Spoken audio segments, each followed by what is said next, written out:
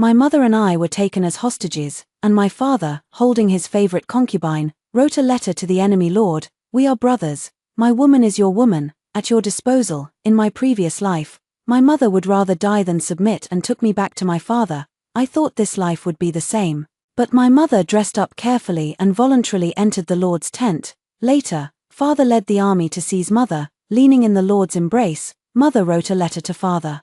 I am suffering from severe morning sickness and cannot come to see you.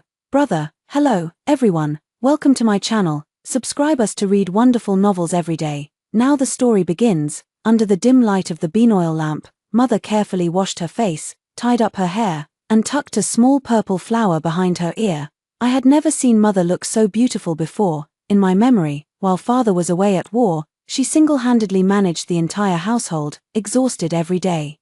Mother looked at herself in the mirror, kissed me as I pretended to be asleep, and then got up and walked out. I climbed down from the bed and quietly followed her, thinking she was going to abandon me and escape early. After all, I was a burden. Mother really liked father. She would smile whenever she saw him, gentle and kind, like the warm breeze of a spring day. In the previous life, if it weren't for carrying me on her back, she wouldn't have injured her face while fleeing and been abandoned by father. Mother walked straight toward the largest tent in the military camp, where the master of this 200,000-strong army resided, Lord Shilling, Muzan. Why has mother come to him? She is also reborn, and she clearly knows how to escape. The soldiers outside the tent stopped mother, but after she said a few words to the person inside, they let her enter. I quietly crept to the side of the military tent. I was only 3 years old, small and unnoticed by anyone. Peering through a gap in the tent, I saw mother kneeling at Muzan's feet. The winter night is bitterly cold.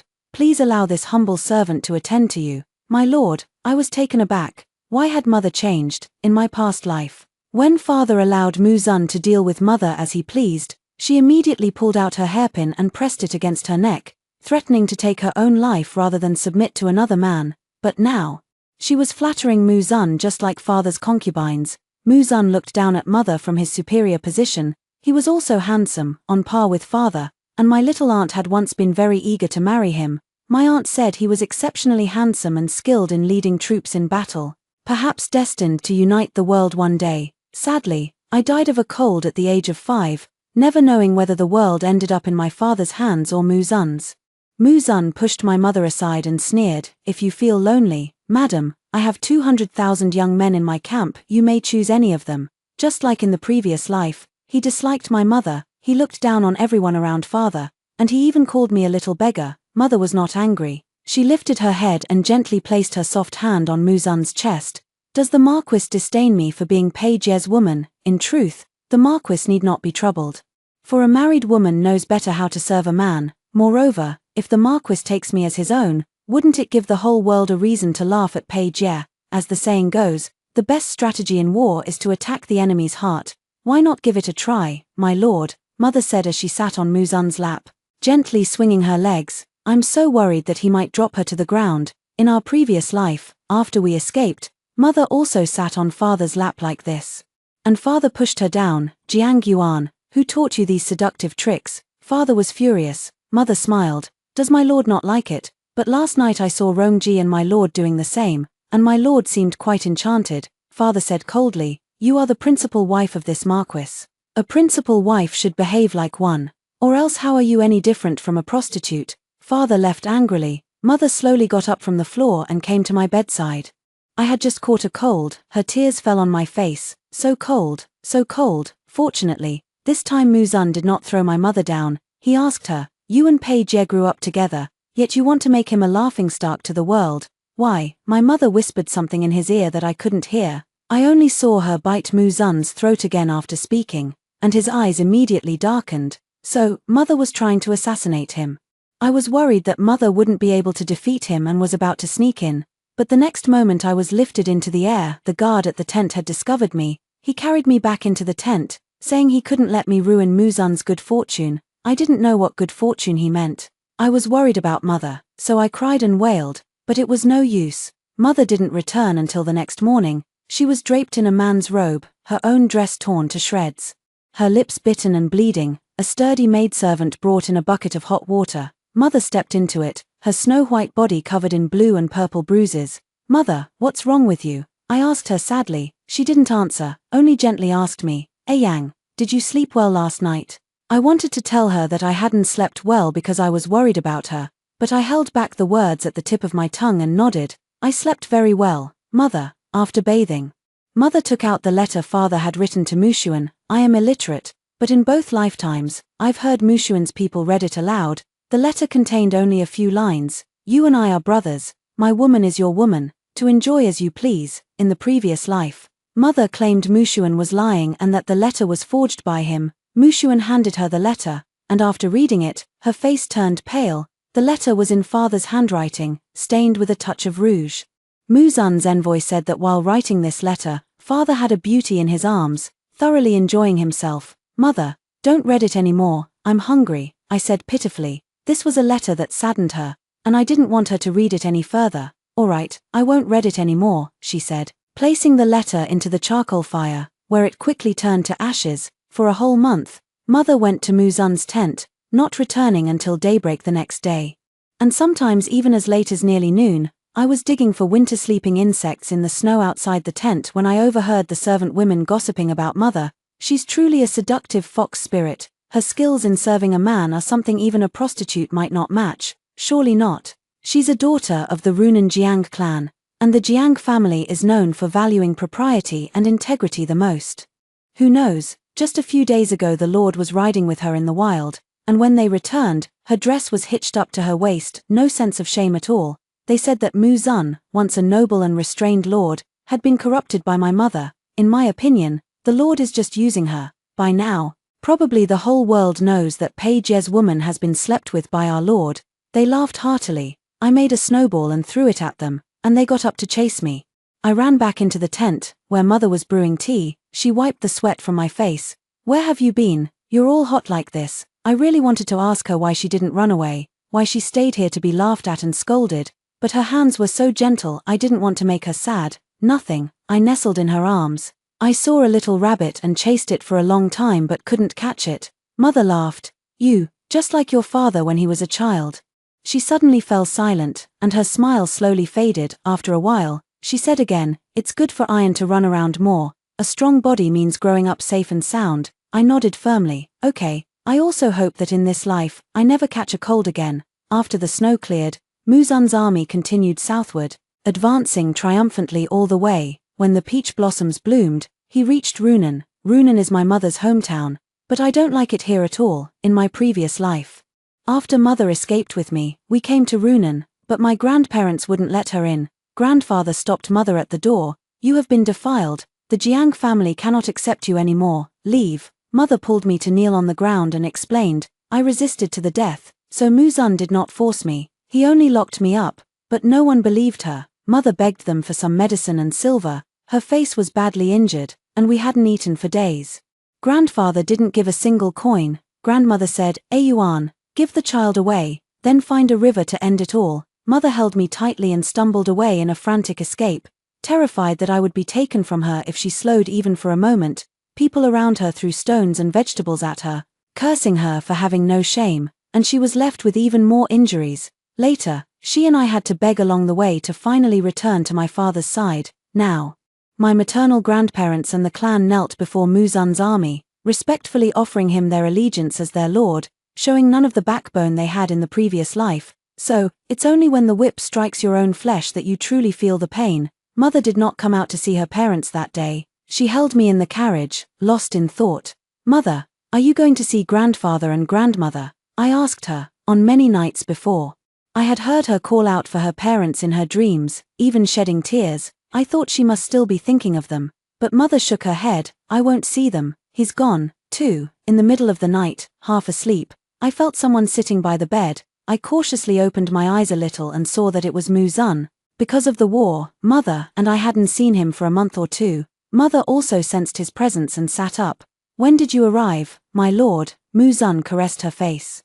Just arrived. She turned her head away. My lord, Yang is still here. Don't. Muzan asked her. Why didn't you go see your parents? Mother was silent for a moment and said, I don't know how to face them. Muzan asked again. You still have Pei Jie in your heart, so you feel ashamed to face your parents? Mother replied, no. Muzan said, it better not be. I am still fulfilling my agreement with you. If you play tricks on me for Pei Jie's sake, I will not let you off lightly.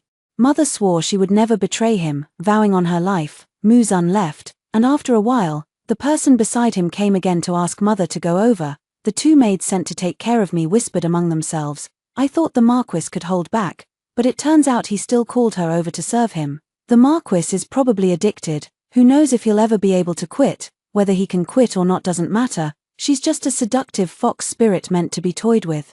The most urgent thing now is to meet Pei Jie. Hearing them discussing father, I immediately pricked up my ears. They said Muzan's next target was Yuchuan, and that father's 200,000 troops were also marching there. They said everyone in the world now knew mother had submitted to Muzan, and father surely couldn't bear it. Once mother falls into father's hands, she'll likely face the riding punishment. They sighed. Oh dear, the riding punishment.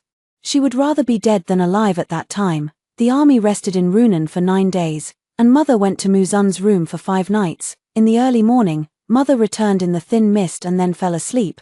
The servant women gathered in the courtyard again, gossiping. Aren't you tired, keeping the Lord company all night? I had to bring hot water several times, but she is indeed beautiful, so tender you could squeeze water from her skin. Why do you think she couldn't keep her husband's heart? They were childhood sweethearts who married young. They say that because of the letter my father wrote to Muzan, the whole world knows my mother was not loved by my father. Caring for someone means wanting to hold them so close they become a part of your very bones and blood. How could you ever hand them over to someone else? Yet father not only gave mother away, but he gave her to the enemy. Did he not know what that meant, in the end? They concluded, perhaps there was someone more beautiful than her, who stole her husband's heart. Mother opened her eyes at this moment, her body trembling slightly, her long eyelashes fluttering like butterfly wings in the wind. I opened the door and bared my teeth at the maids, driving them all away. Mother got up to do her makeup, gazing at her reflection in the mirror for a long time. She gently touched the face that had been wounded in her past life. Mother, you are the most beautiful in the world, I told her earnestly. In my heart, no matter how she looked or what she became, she was always the most beautiful mother. She came to her senses and gave me a gentle smile. Sometimes Muzan would come to see mother. She would be asleep and unaware, so I would stand by the bed and stare at him. He doesn't like me. He said I have the same annoying face as my father. I think his eyesight is poor. Everyone says I'm adorable. When I was begging with my mother, someone even offered 10 gold coins to buy me. 10 gold coins could buy 2 oxen. Muzan gave me a piece of sugar cake, and I swallowed my saliva before taking it. Just as I was about to eat it, mother suddenly woke up and snatched the sugar cake away. What, are you afraid I would harm her? Muzan said with a cold laugh. Mother said no. She said my teeth are not good, and my spleen and stomach are also weak, so I shouldn't eat anything too sticky. When you have children in the future, you will understand. Parents always worry about their children, Muzan said. Is that so? Then why doesn't Pei Jie worry about this child? Isn't he her father? Mother lowered her head and said nothing, tightly holding that sugar cake in her hand. In the end, she placed it in my hand. Yang. Go eat it under the peach tree in the outer courtyard. Only eat half, and save the other half for tomorrow. I didn't want to go, but mother urged me on. I walked for quite a while with the sugar cake in hand before reaching the peach tree, wondering why mother insisted I come all this way just to eat. After eating half of the sugar cake, I saw the peach blossoms were in full bloom, so I asked someone to help me break off the prettiest branch to take back with me. I thought mother would surely like it. Before I could even push the door open, the servant woman snatched me away. As I passed by the window, I saw the bed curtains drawn around mother's bed. One of her hands, painted with bright red nail polish, was tightly gripping the tassel hanging outside the curtain, but it was soon pulled back inside by another hand with distinct, bony knuckles. It wasn't until evening that I was brought back home. The peach blossoms I had left at the doorstep had been picked up by mother and placed in a celadon vase. The peach blossoms Yang picked are so lovely. Mother likes them very much. She praised me. Then she reminded me not to eat anything given by strangers, and to tell her first even if I wanted to eat something. I nodded vigorously. Finally, she hugged me. My iron, you must grow up safe and sound. Muzan often spent time with my mother, and his retainers were somewhat worried that he was too indulgent in romantic affairs. Some also thought it wouldn't hurt to let loose a bit, as a life of austerity and restraint couldn't conquer the world. Moreover, this was a psychological tactic against my father. They also said, anyway, whether this woman is alive or dead, she'll eventually be returned to Pei Jie. There's no need to worry about it. Mother remained silent. quietly sitting by the window as she sewed my spring dress. Yang. Come try it on, she called to me. I twirled in front of her while wearing the dress. My Yang is so beautiful, Mother smiled, her eyes full of me, but I always felt there was sadness in her eyes. I think she was probably remembering my death in my previous life. I caught a chill after being pushed into the lake by Rongji's child. All the physicians in the mansion had gone to treat Rongji's child, and though Mother was the legal wife, she couldn't get anyone to come at that time. Everyone believed she had been defiled by Muzan's men, and even Father refused to touch her. She held me night after night, begging Father over and over again. Yet, in the dim light of dawn, I slowly grew cold in her arms. In my final moments of consciousness, I heard her softly humming a song for me. Pat the little tummy, baby won't cry, squeeze the little hands and feet, baby sleeps soundly. Many times I wanted to tell her I was alive, but for some reason, when I opened my mouth, no sound came out. I could only hold her, coquettishly calling her mother. In June, Muzan captured Yuchuan. But Father never arrived. He had encountered another noble and fought with him. I actually don't want him to come, because he's really formidable. He's never lost a battle. I'm afraid Muzan won't be able to defeat him. Although I really dislike Muzan, he has never made Mother cry. Father always makes Mother cry. Father doesn't like me much either. He prefers the son born to Rongji.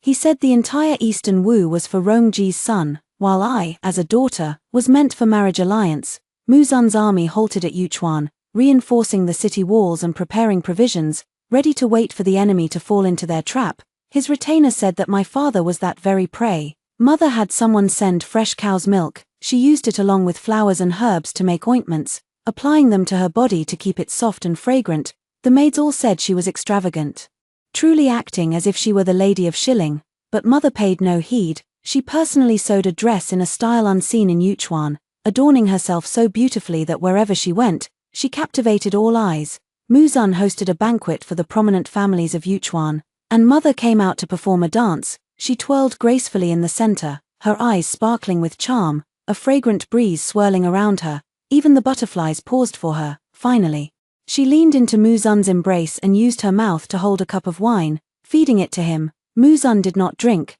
nor did he smile. While everyone was stunned, he picked up Anyang and left the banquet. After that night, the tales of how Anyang seduced and served others spread wider and wider, exaggerated and vividly embellished, even to the point where folk musicians performed it on stage. Not long after, news came that Father had won the battle. In early September, the cotton roses in Yuchuan were in full bloom, painting the entire city in shades of pink and purple. Mother picked the flowers to make an ointment, hoping to treat the scars left by summer mosquito bites on my skin. While brewing the mixture, she suddenly began to vomit. I quickly asked, "Mother, what's wrong?" Mother glanced around and, seeing no one, whispered softly, "It's nothing, just choked on some smoke." I hurriedly brought Mother some water. As she was drinking, Muzan's close attendant came to invite her to the front hall, saying that Father's envoy had arrived. Mother nodded and said, "Allow me to change my clothes, and I'll be right there." Yesterday I heard that my father's 300,000 troops were already heading towards Yuchuan,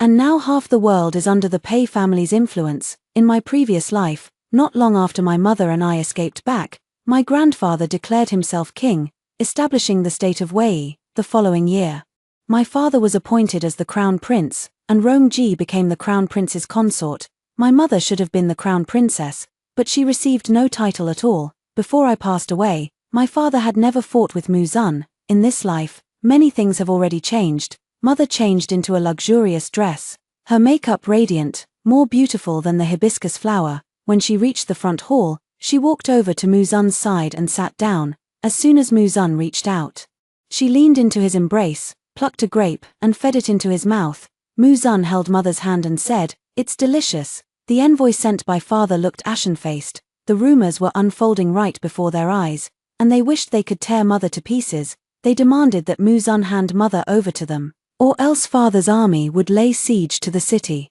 I was extremely nervous, afraid that Mother would really be taken away by them. The maid said that Anyang would surely face severe punishment upon returning, explaining that Eastern Wu was not like their Shilling, as Eastern Wu placed great importance on a woman's chastity. If a woman had relations with another man, she would suffer a fate worse than death. Muzan asked Anyang, "Are you willing to go with them?" Anyang shook her head and said, "Marquis Pei said that his woman is your woman." My lord, I adore you, my lord, and wish to serve you for the rest of my life. Muzan had his mother write a letter to his father to be taken back by the envoy. The mother wrote, I am suffering from severe morning sickness and cannot come to see my elder brother. Muzan looked grave upon reading it. After the envoy left, he asked his mother, Are you pregnant? His mother replied, I am not pregnant. Did you not have me take the contraceptive medicine, my lord? I wrote that only to make Pei-Jie lose even more face. Muzan was a cautious man and had the physician check his mother's pulse. The physician said there was nothing unusual with his mother's health, but that night, his mother vomited again. His mother said it was because she had eaten something bad and that drinking some hot water would make her feel better. She lulled me to sleep, saying, In this lifetime, having you, a Yang, is more than enough for mother. Less than 3 days after the envoy left, father arrived at the foot of Yuchuan City with 100,000 troops, said to be only the vanguard, with the remaining 200,000 soon to follow. On the day father arrived, mother held me in her arms as we stood atop the city wall. I spotted father at once. The steed beneath him was the strongest, and the red tassel on his helmet was the most dazzling, since I can remember. I've been told that my father was the most handsome young man in Eastern Wu. Everyone said, Pei-Jie of the East, Muzan of the West, equally matched in brilliance. Father raised his head and faced mother from a distance. Mother looked at father calmly, but she wasn't like this before. I remember during those days of begging, she always said to me, Just hold on a little longer, your father must be looking for us too. On those cold nights, we huddled under other people's firewood piles to shelter from the wind and rain. She held me close, telling me amusing stories from her childhood when she first met father, how her heart fluttered when she knew she was going to marry him, and how father was as happy as a child when she was pregnant with me. After returning to the Marquis's residence, mother waited for father to come every day, but he never did. The only time he came, he even pushed mother to the ground. The early autumn breeze blew gently, and the golden hairpin on mother's head swayed lightly. Jiang Yuan, come here, father said coldly, his voice echoing against the city walls. Once, mother had hoped most fervently that father would come to rescue her with a mighty army. She would rush to him without a second thought, even if 1,000 arrows pierced her heart from behind. Now father had come, but mother stood behind the man who had abducted her. Jiang Yuan, father was furious. I had never seen him so angry before, even in my past life. When I accidentally broke Rong Ji's most cherished jade vase, he hadn't yelled like this. The two armies clashed, fighting so fiercely that heaven and earth turned dark. Muzan strategized at the front lines and hadn't returned home for several days. The servant women cursed my mother as a femme fatale. So many have died because of her, yet she still has the heart to brew tea and admire flowers. I always said she was a fox spirit reincarnated, needing to suck enough yang energy from men before ascending to heaven. I retorted angrily, even before my mother existed, men were still fighting. It has nothing to do with my mother at all. They looked at each other and gradually fell silent. In this war, father gained the upper hand. He repelled the army sent by Muzan and laid siege to Yuchuan City. Muzan's retainers urged him to return my mother and me. They had always insisted that my mother, whether alive or dead, should be returned to my father. I cried and told mother we couldn't go back, that father wouldn't spare her, but mother wasn't afraid, and said she wouldn't let anything happen to me. I cried until I was exhausted and fell asleep in mother's arms. In the middle of the night, I woke up and heard mother speaking with Muzan in the outer room. Everything is proceeding as planned. I will deliver what you desire, my lord. And I ask that you keep your promise. Muzan's voice was suppressed. Why must you leave? I am not afraid of him, mother said firmly. I have my own matters to attend to, and I must do them myself. She asked Muzan, do you believe in past and present lives? Muzan, past and present lives. Mother took Muzan's hand, her fingers tracing the lines of his palm. Judging by the lines of your palm, my lord, in your past life, you were too bound by the principles of a gentleman. She said that in his previous life, Muzan had lost the world due to his sense of loyalty and met an untimely end. In this life, he should be more ruthless, for since ancient times, one general's success is built on the bones of thousands. Mercy cannot make an emperor who expands territories and builds an empire. My lord, you should also marry quickly and continue your lineage. If anything were to happen, this vast land would still have an heir to inherit it. Muzan asked her, what about your past life? Mother replied indifferently, my past life was nothing but a joke. Muzan said that mother was being mysterious on purpose and that he didn't believe in such things. He said that mother might die if she went back and asked her to think it over carefully. Mother looked at Muzan, Your lordship is so concerned about me. Could it be that you have feelings for me? Muzan was taken aback. This is nothing but a transaction between us, a fleeting affair of pleasure. How could there be any feelings involved? That's just as well. Mother nodded. I am not a good person. Your lordship need not worry about me. I have my own ways to survive. By Page's side. After Muzan left, Mother sat alone for a long time. The cool moonlight streamed in through the window, making her look like a fairy ready to fly to the celestial palace at any moment. Yet, in the end, she rose and came to my side, gently waving a fan to drive away the mosquitoes around me.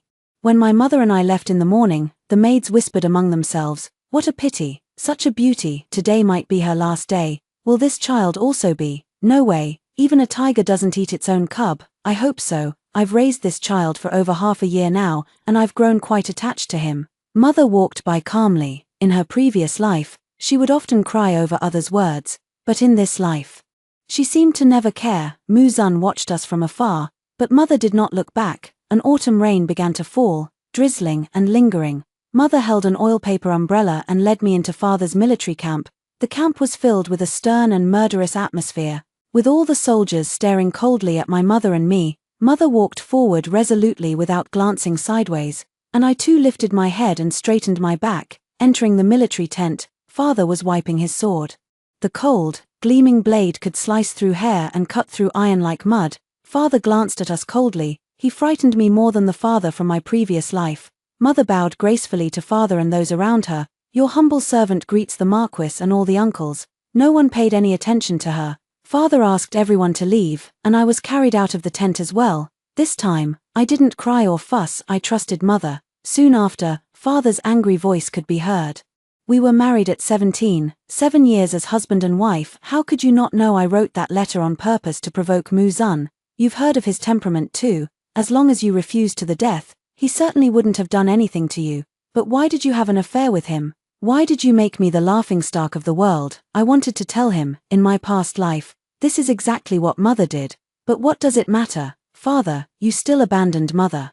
I thought Mother would explain, but I heard no sound. After a while, Father's voice came. Why are you taking off your dress? What, trying to use this method to make me spare you? The uncles and elders outside the tent looked awkward. But then Mother's voice came. I spent 10 months by Muzan's side, secretly drawing part of Shilling's city defenses with medicinal juice on this inner garment. Only in this way could I bring it back to offer to you, my lord.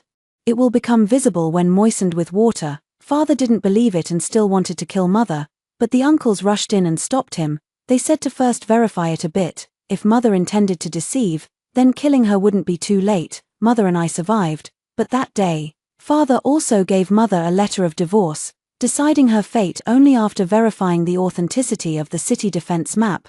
Mother looked at the letter of divorce, carefully tucking it away as if this was what she had been waiting for all along. In her previous life, she told me that on the day she married Father, the bridal procession stretched for miles, her red wedding dress blazing like fire. It was the grandest event in Eastern Wu and Runan. Yet now, all of it, everything, had been reduced to this single, flimsy piece of paper. The little aunt came in, raised her horsewhip, and struck Mother. You knew I liked Muzan. Why did you do such a shameless thing? Mother grabbed the horsewhip. Pay you. If Muzan hadn't been willing, I couldn't have done such a shameless thing all by myself. The little aunt was pulled to the ground and burst into tears. Last year, Shilling was about to come and propose marriage. It's all because of you. You ruined the marriage between me and Muzan, Mother said calmly. If a marriage can be ruined by others, then it's not a marriage, it's just a calamity. The little aunt pointed at her. You lowly wretch who relies on her looks to please men. What gives you the right to criticize me? What's wrong with pleasing men with my looks? Mother smiled and added, he wants a lowly wretch like me but not you. Shows you're really not much. She left the little aunt speechless with rage, who finally stormed out of the tent. Mother slowly sat down, her hand pressed against her stomach, her brow slightly furrowed. I hurried to pour water for Mother. It had been almost half a month since she last brewed medicine with cotton rose, yet I still often saw her clutching her stomach like this. In the evening, Mother used clothes to partition off a small space inside the tent for me to sleep in, and she also fed me some medicine, saying it was an antidote. But the next moment, she changed her words and said it was to ward off the cold. Then she added a bit of powder to the lamp oil, and the tent gradually filled with a sweet fragrance. Mother carefully groomed herself before the water in the wooden basin. She applied a beautiful lip tint, styled her hair elegantly, and tucked a small pink flower by her temple, just as she had done on that snowy night before going to meet Muzan. I had a dream. She dreamed that in the night, her father came, gripping her neck and asking if she truly carried Muzan's child. Mother said no, explaining that the letter had been forced upon her by Muzan. It was a psychological ploy. She let her father touch her flat belly, saying she hadn't lied to him. The oil lamp burned fiercely, its fragrance filling the air. Before long, someone kicked it over, and the surroundings caught fire. The raging flames lit up half the sky. I jolted awake, and by the time I opened my eyes, it was already daylight. The tent showed no signs of being burned. Aside from a lingering fragrance, there was nothing else, and no sign of father. Mother sat before the mirror, her lip rouge gone, her dark hair disheveled, and the small flower at her temple nowhere to be seen. Her hand rested on her lower abdomen, a faint, elusive smile playing at the corner of her lips. Father has withdrawn his troops from Yuchuan. The uncles said it was fortunate the battle didn't truly break out, or it would have been like the snipe and the clam locked in fight, only for the fisherman to profit. Father did not return to Eastern Wu. Grandfather had just proclaimed himself king, establishing the state of Wei, and ordered father to lead 100,000 troops to garrison the fortress at Junju. The uncles who had fought against Muzan also confirmed that the city defense map mother brought back was genuine. Mother was allowed to continue living because she claimed there were remaining parts of the map she hadn't finished drawing, all stored in her memory. On the day of departure, I looked back toward Yuchuan.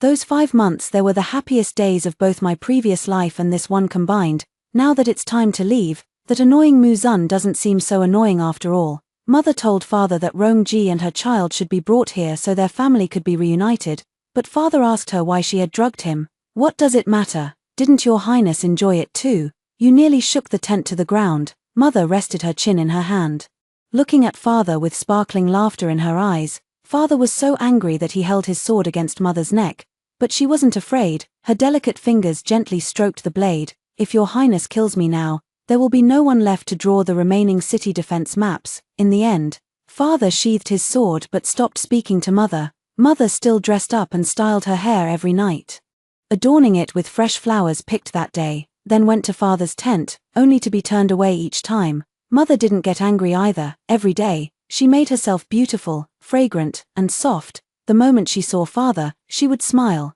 just like in their past life. Everyone thought that father and she were still entangled, so they dared not harm her in secret. She even took the initiative to give silver to the soldiers and servants who looked after us, for them to buy wine, and even helped treat some of the minor ailments that plagued them. Those who received these benefits became less harsh towards us.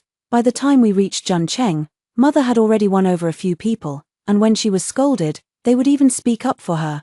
An orphan and a widow in the enemy camp, how can we survive without currying favor with the enemy? Death, you make it sound so easy. Why don't you try dying yourself? If His Highness doesn't mind, why should you worry? Mother listened quietly at the corner, then left without a sound. When she saw her father, she brought up the matter of bringing Rongji and her son over again, and her father agreed. I don't understand. In my previous life, my mother disliked Rongji intensely, so why did she insist on seeing her? Before Rongji arrived, my uncle came first. My uncle gave my mother a porcelain bottle. After taking it, it will be just like falling asleep, without any pain. Mother looked at the porcelain bottle. Brother, you've never died before. How do you know there won't be any pain? Perhaps this medicine makes one wish for death in agony. Uncle's beard trembled with rage. You've destroyed the Jiang family's centuries of honorable reputation in a single day.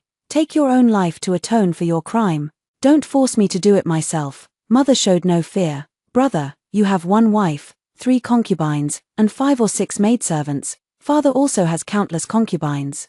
The uncles in our clan are the same, yet I've only had 2 men in total. By any measure of severity, you should be the first to take your own lives. Uncle stared at mother in disbelief. Who are you really? You're not my sister, mother said. Yes, I am not your sister. The Jiang Yuan from before has long been dead. Uncle drew his dagger and was about to kill mother. But fortunately, father arrived just in time to stop him. As uncle was being dragged away, he screamed, "She is not Jiang Yuan.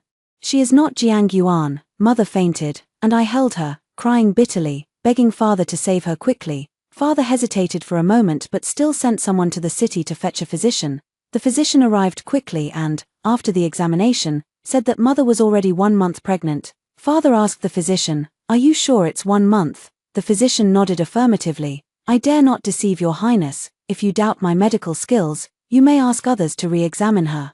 Father told the physician not to spread the news of mother's pregnancy. I looked at this physician and thought he somewhat resembled the medical officer who treated mother back in Yuchuan. After father left, I asked mother, "Am I going to have a little brother or sister?" Mother said, "There won't be any." Mother has said, "Having only you, Yanga, is enough. It would be nice to have a younger sibling." I said sincerely, "Because I don't know how long I will live in this life.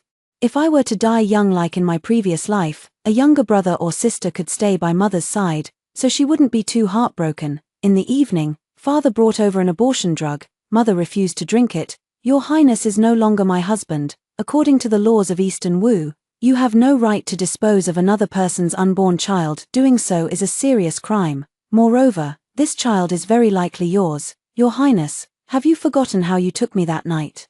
Even if the child isn't yours, didn't you say that your woman is Muzun's woman, to be enjoyed by him as he pleases? Since I am carrying Muzun's child, why should your highness be angry? Jiang Yuan, you madwoman." Father's face turned ashen. Mother poured the abortion medicine at father's feet. "Pei Jie, I am not mad, I am clearer-headed than ever. If you force me to drink this medicine again, the city defense plans will be gone." With the city defense map from mother. The deputy general under father's command captured a city in Shilling. The news of victory caused an uproar in the army, and the Pei and Mu families officially went to war. They once suspected that mother had been turned by Muzun, but now those suspicions were dispelled. I sullenly tossed small stones into the water, feeling somewhat unhappy, yet unsure why. Suddenly, I was lifted up by someone. It was father. He carried me into the house and warned me not to go near the water again. "Last night, I had a dream that you fell into the water, caught a chill, and didn't make it back." I was a bit surprised. Father had actually dreamed of my previous life. "Did it sadden you, father, to see your child die in your dream?" I couldn't help but ask him. I never saw father before I died, and I don't know how he felt. Father patted my head. "Of course I was heartbroken. You are my daughter. I never imagined anything would happen to you." When I woke from the dream, my pillow was soaked with tears. I didn't believe him. He only liked Rongji's children. Then, "Did mother appear in father's dream? Was she sad when I died?" Father replied, "Your mother was also heartbroken, crying tears of blood. Even after we had another child later, she was still very sad, so they had another child later." "What happened to that child?" "Thankfully, it was just a dream," father murmured softly, as if still shaken by the memory. As we walked back, we saw mother standing under the corridor, watching us quietly. The breeze brushed through her hair, and she was gentler than the wind. Father walked over, perhaps thinking of the sorrowful mother in his dream, and for once showed her a kind expression. "The wind is picking up. Let's go back inside." Mother responded softly. "All right." That evening, Rongji and her son Pei Xian arrived.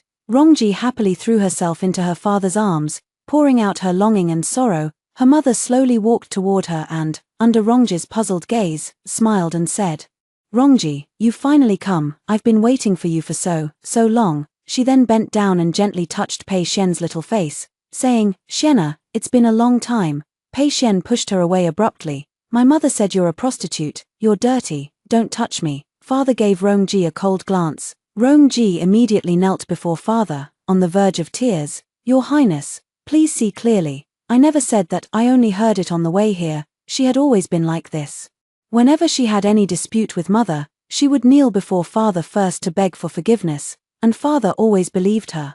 This time, father seemed about to believe her too, but Pei Xian protested indignantly. "Mother, it was you who said it. You said she was a prostitute, a woman father discarded, and you even called sister a little prostitute, telling me not to play with her." Rongji wanted to explain further, but father told her to get out and then placed her under house arrest. I thought mother would be pleased. In the previous life, Rongji had never been confined by father, but mother remained indifferent, saying that a slap in the face was nothing compared to the pain of a heart being torn out. After saying this, she quietly continued drawing the defense map of Shilling under the lamplight. I asked her if she could stop painting. I didn't want Muzun and father to go to war. Mother said, "Yanga, be patient a little longer. Everything will be over soon." When Rongji was confined, mother again wore flowers in her hair. She played the qin under the moonlight, while father listened from upstairs. She didn't come back that night. The person taking care of me said she had gone to father's room. They said, "Didn't His Highness divorce her? You just don't get it. This is what they call the wife is not as good as the concubine is not as good as the stolen affair, without the bond of marriage. It's even more thrilling. They all say Rong-ji is cunning, but I think she's far more formidable than Rong-ji, yet I can't help but feel sorry for her. They said mother was born into nobility, a properly wedded wife, yet she ended up disgraced, sneaking around in secret affairs. The next day, mother returned looking weary, but she still sat down to draw. I just think the painting looks like our Jun city, because I can see the palace where we live. She went to father's room for several days in a row, and after a few days, the painting of Jun city was almost finished. After Rong-ji was released from confinement, she came to see mother. Standing at the door, she said to her, "Don't be so smug. If I could make His Highness abandon you once, I can make him abandon you a second time." Mother smiled at her and said, "That kind of beast, if you like him, take him." Rong-ji's face changed, and she hesitated for a moment. You actually called His Highness a beast?" Mother said innocently. "I didn't, it was clearly you who just said it. If you don't believe me, ask the people behind you." Rong-ji turned around and only then realized that two maids had been standing behind her at some point. Her earlier words had been overheard, and so the rumor began to spread. Everyone in the palace said that Rong-ji, dissatisfied with being confined by father, had cursed him. No matter how she tried to explain, it was useless. Father has confined Rong-ji to her quarters once again. I happily told mother. Mother said to me, "Yanga, sometimes confinement is not a punishment, but a form of protection." Mother's belly gradually grew larger, and the physician who looked like a medical official came to check her pulse every 7 days. When the first snow fell, the doctor came again, and the apprentice by his side was different from before. I looked closely and thought this apprentice somewhat resembled Mu-zun. Mother was also a bit surprised, but she said nothing. The doctor went out to write the prescription, and the apprentice stayed in the room. I sneaked back and saw the apprentice ask mother, "This child is mine, isn't it?" Mother replied, "My lord, you have seen with your own eyes that I take the contraceptive medicine every time. How could I possibly have your child?" The disciple did not believe it. "Contraceptive medicine is not foolproof. Come back with me, and I will marry you." Mother smiled, her eyes curving like crescent moons. "Very well, then I ask my lord to offer the entire realm as a betrothal gift.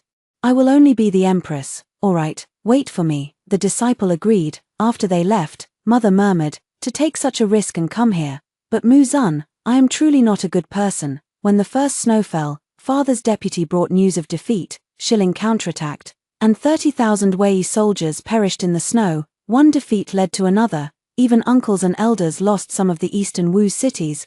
Grandfather was furious and ordered father to defend Jun city at all costs.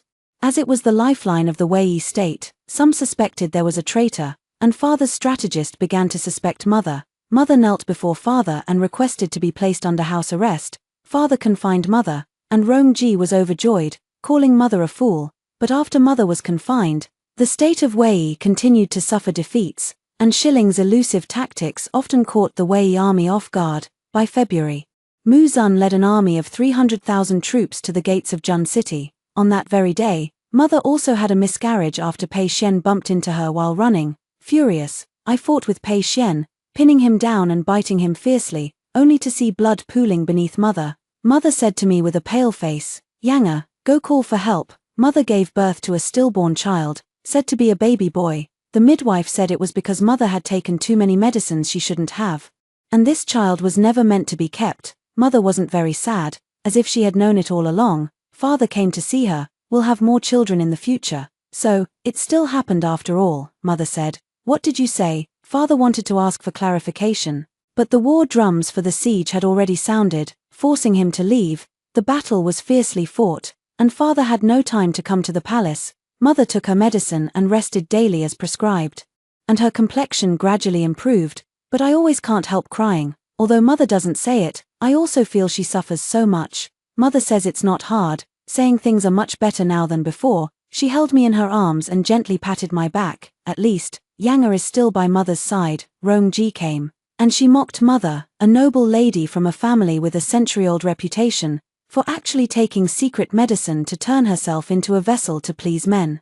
No matter how much auntie tried to please Mu-zun, he still sent her back to father. They said that since father had divorced auntie, he could never marry her again. Even if he kept her by his side now, it would only be as a kept woman. Finally, Rong-ji clicked her tongue twice. The most terrifying thing is, You can no longer bear children, whether it's His Highness, Mu-Zun, or even a beggar on the street. As long as it's a man, they all want a son, Jiang Yuan, in this lifetime. You can only be a man's plaything, and your daughter, when she grows up, she suddenly fell silent because Auntie stabbed her throat with a pair of scissors. However, Mother didn't kill her, only piercing half an inch deep. Rong-ji was terrified, her beautiful face pale with fear. She hadn't expected the usually gentle mother to dare to wield a sharp blade and harm someone. "Spare me, madam, I won't dare again," Mother laughed and said, "I won't kill you now, or it wouldn't be fun anymore." Rong-ji ran away clutching her neck, even packing her belongings to take Pei Xian back to Eastern Wu, but she could no longer leave. Some strangers in the palace stopped her. Father finally returned, but he was carried back. He had been hit by a powerful crossbow from Shilling and lost a lot of blood.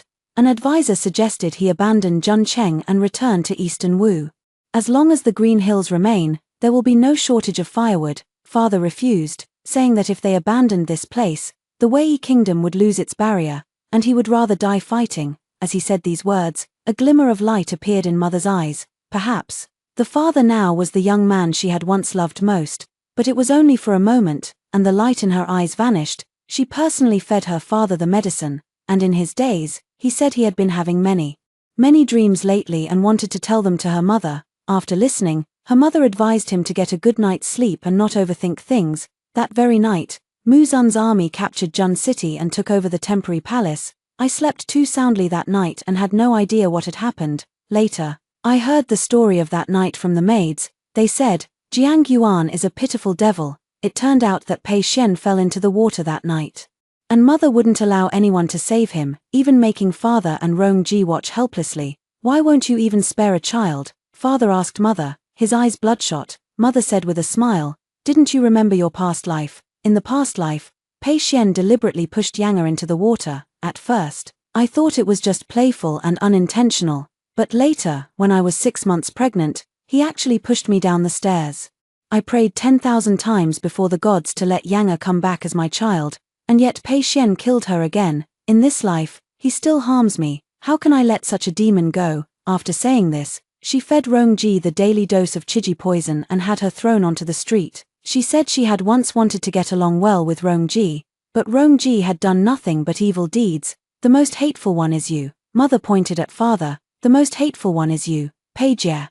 I came to marry you with joy, but you betrayed and hurt me, making me the laughingstock and target of ridicule. You made my life feel as if pierced by 10,000 arrows." They said that after uttering these words, Mother spat blood and collapsed. Mu-Zun immediately carried her back to the room for treatment. They also said that Mu-Zun was just a pawn in Anyang's game from the very beginning. She had planned everything in advance, drugging Mu-Zun too, making him unable to resist her, and using his hand to kill a Dai. Even that ambiguous fetus was deliberately prepared for Mu-Zun by her. The more she tried to hide it, the more Mu-Zun suspected the child was his own. So, when he learned she was truly pregnant, he led his army south. She really is ruthless. How did she manage to set all this up in advance? Could she really have a past and present life? Everyone fell silent. After a while, someone else asked, "What's the name of that potion of hers that makes men unable to resist? A friend of mine wants to know." I went to see Mother. She was sleeping deeply, her brows furrowed tightly with tears streaming down, as if trapped in some terrible nightmare. "Mother, Yanger is here." I held her hand and wiped away her tears for her. She slowly opened her eyes and smiled at me. "Awake now, little sleepyhead." I smiled happily too. "Woke up a while ago." Mother touched my face and slowly fell back asleep.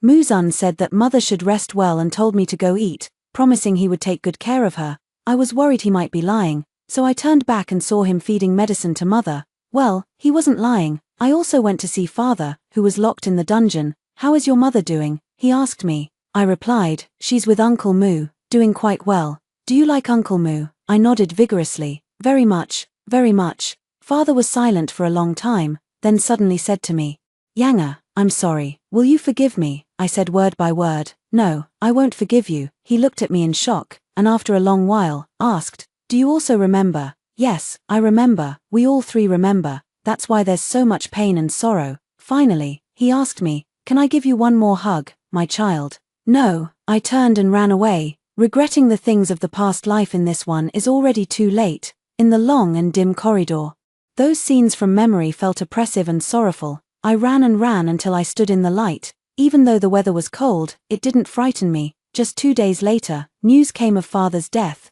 After I visited him that day, he refused to take any medicine and eventually died of typhoid fever. When his body was sent back to Eastern Wu, mother stood beneath the corridor, listening to the wind. The wind chimed the bronze bells at the corner of the corridor. And all the past vanished into the wind. Mother's illness never improved, no medicine seemed to work, and she was always coughing. The physician said she had exhausted her vitality from too much worry in the past, but a passing wild Taoist said, she traded her life for something she shouldn't have, and now she has this life but no next one. Muzan invited the Taoist back to the estate with fine wine. A few days later, the Taoist left, and mother gradually recovered. Mother went to ask him what he had done. He said, in my previous life, I died young and met a bad end. In this life, thanks to you, I can live a long life. Repaying you is only right. Mother was somewhat moved, saying that the words she had spoken back then were all nonsense meant to deceive him, and that Muzan shouldn't have believed them. Muzan said he had already believed them. In April, Muzan had to continue his campaigns, and mother and I were sent to Shilling County to recuperate.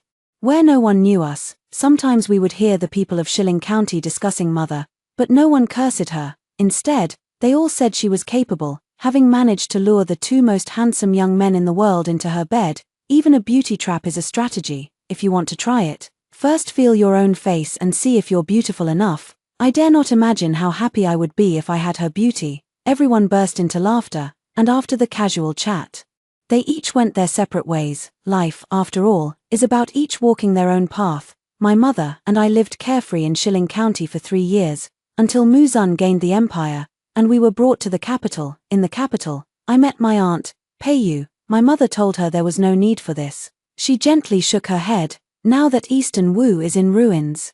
With only my younger brother struggling to hold on, I beg you, madam, to consider our past affection and ask His Majesty to spare him. I offended you in the past, and if you wish to punish me, I am willing to accept any penalty. After saying this, she kowtowed to her mother once more. Just then, a man's voice came, scolding her. What are you kneeling here for? I've been looking for you for a long time. Come over here now. I followed the voice and saw a handsome, noble young man in fine robes standing under the doorway. My aunt seemed very afraid of him and immediately stood up to walk toward him. After the 2 had left, mother said that little aunt had grown up and become sensible, but she was afraid that she too would be worn down by her marriage. Who was that person just now? He's really good looking. I asked mother. Mother said, he is the troublemaker of the Mu family, and also your little uncle. On a bright and beautiful spring day, I was climbing a tree to pick peach blossoms. I want to pick the most beautiful branch to give to mother. Muzan stood under the peach tree directing me, and after I broke it off, he smiled and asked me, Yanga, would you like to be my legitimate princess? I said playfully, Your Majesty, you should ask my mother about that. Also, please tell my mother that I've gone out to play and will be back later. Muzan said I had grown up and become sensible. An hour later when I returned, Muzan was still in mother's room. He said, You once promised that if I offered the world as betrothal gifts, you would marry me. Mother said, Your Majesty, this humble one is not worthy. Muzan continued, We share our lifespans, and one day in the future we will die together. A yuan. Let us not waste any more time. Mother said nothing more. Then I'll take that as your agreement. I quietly stepped back, holding the peach blossom, sitting under the flowering tree. I looked up at the sky, remembering when I was 3.5 years old, and my mother told me to take a sugar cake and eat it far away. I had looked up at the sky just like this. It's the same sky, the same spring day. At this very moment, the weather is fine and people are in good spirits, but little A Yang, who used to cry while eating, is no longer here. Mother, in this life, A Yang is growing up safely and soundly. You must be happy too. End of book.